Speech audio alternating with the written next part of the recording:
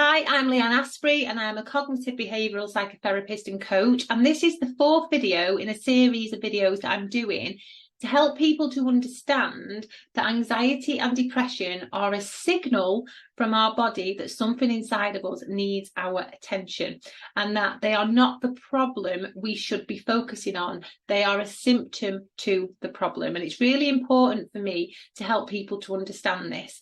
Now, in the first video, I explained what the problem is. In the second video, I explained how these problems develop. And in the last video, I shared a metaphor just to help you to understand how the subconscious mind and the conscious mind are kind of contributing to this, and just to help you to understand it in an easier way as I possibly can. Because it's really important to me that I help people to understand this so that they can learn something from it and understand themselves. That's the ultimate goal from this.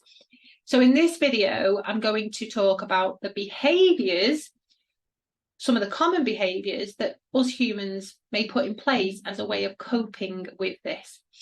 Now, just to summarise what I have said for anybody who hasn't watched the other videos, we develop beliefs from our experiences through our childhood and early adulthood. We develop beliefs about ourselves as a person. Now, if these beliefs are quite negative, and some examples are, I'm not good enough, I'm not likable, I'm a bad person, I'm a failure, and so on. And now we can develop these beliefs through our experiences.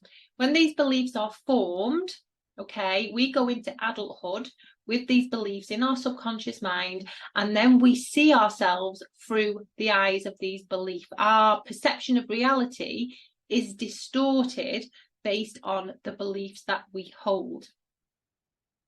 Now, I also explained on the other videos that the best and easiest way to see a belief is to see it as a fear.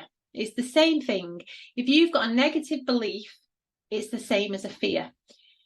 Now, let's say, for example, that somebody has got a belief that they are a bad person.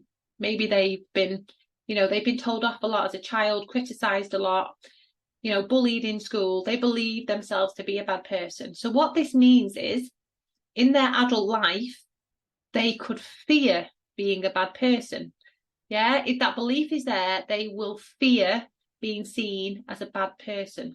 Now, our brain has a really important role in protecting us from our fears, and the beliefs are no exception to this. So if you've got a fear of dogs and you see a dog, your brain is going to tell you to get out of the way because the dog's going to bite you.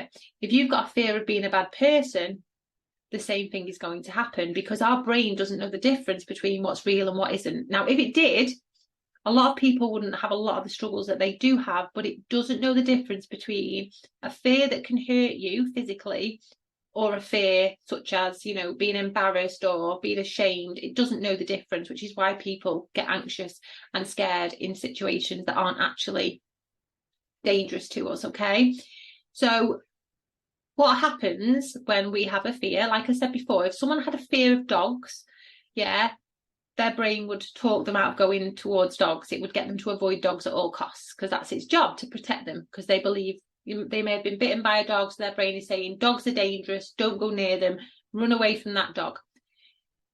Now, if you've got a belief that you're a bad person, that you're not good enough, that you're a failure, then, like I said, your brain is then going to want to protect you from that, okay? And it's going to want you to do everything in your power to protect yourself.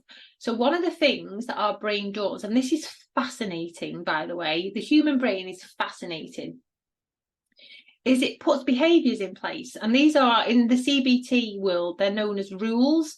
So they put rules in place, puts rules in place for you to live your life by, to protect yourself from that fear, that belief. So I'm going to give you an example. Let's say you've got somebody who, let's say somebody who was criticised a lot during childhood, okay? Parents had very high expectations of them, so they received a lot of criticism from their parents, that their grades weren't good enough, that this wasn't good enough. So this child develops a belief that I'm not good enough, I'm a failure. And this belief is formed in their subconscious mind.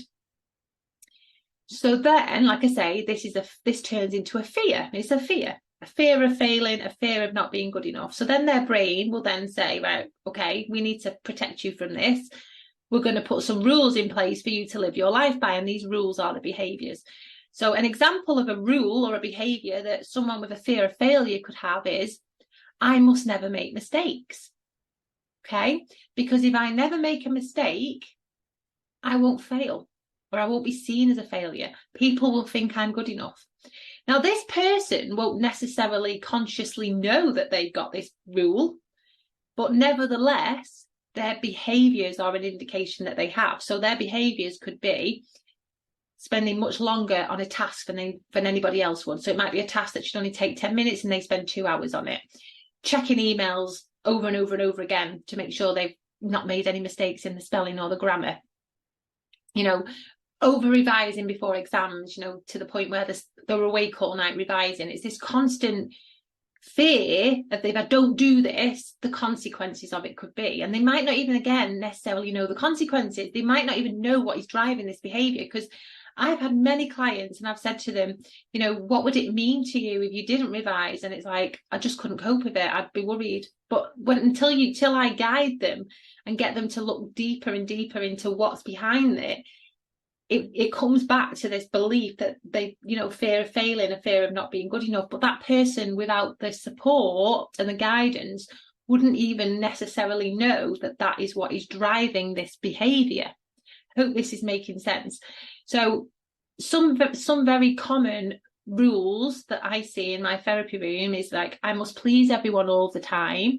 So then this leads to behaviours such as, you know, people pleasing, which is like neglecting their own needs, fear of saying no, fear of putting their opinion forward, agreeing with what everybody else says. Again, they won't necessarily know that these behaviours are a rule that their brain has put in place to protect them, but nevertheless they are.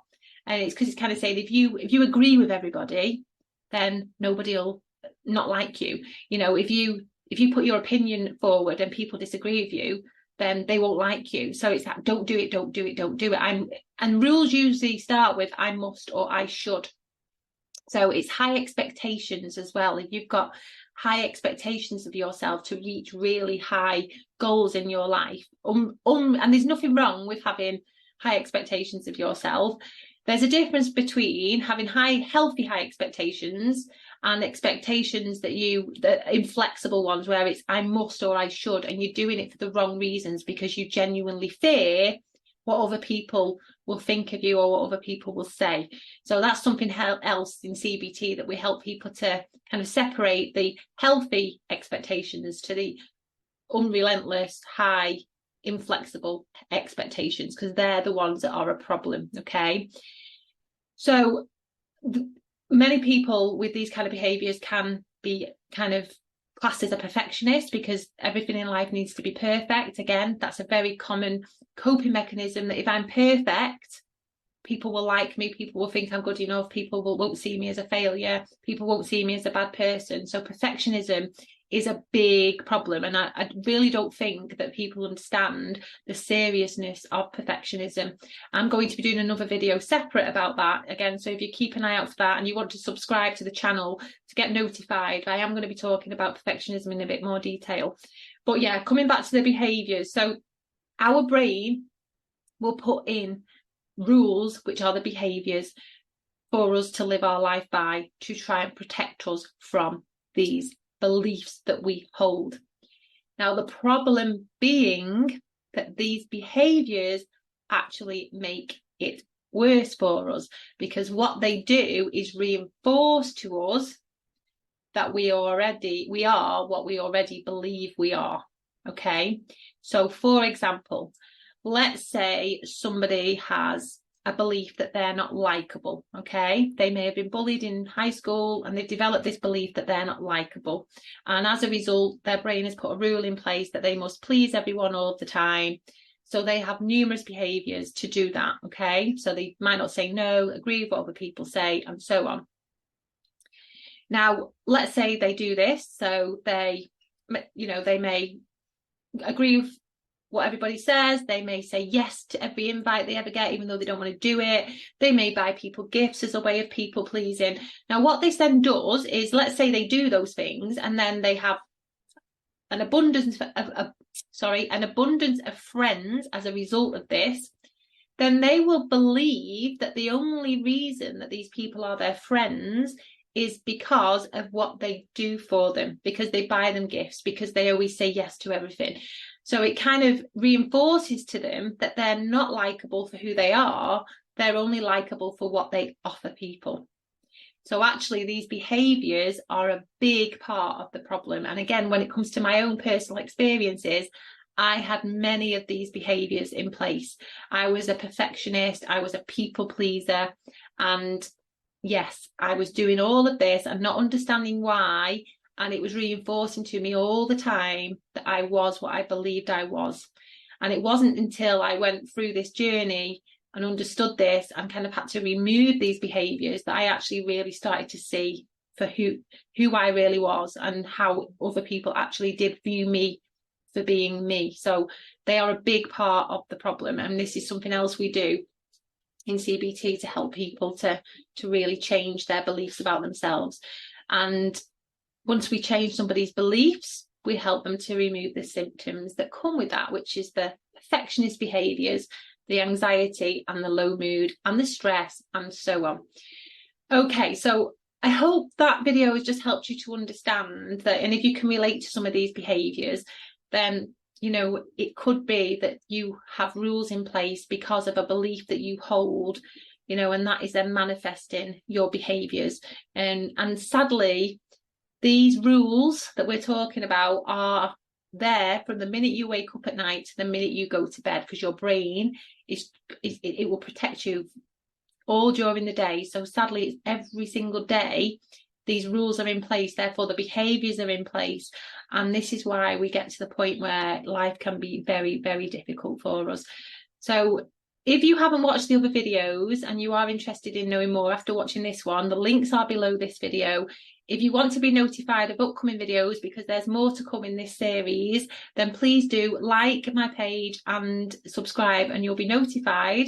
And if you do know anybody who is experiencing anxiety, depression, a lot of stress in their life, or you know them to be a perfectionist, then please do signpost into these videos. I really do want to kind of really help as many people as I can to understand this so that they can really start to work towards a healthier, happier life. Okay, thank you for watching, and I'll see you in the next video.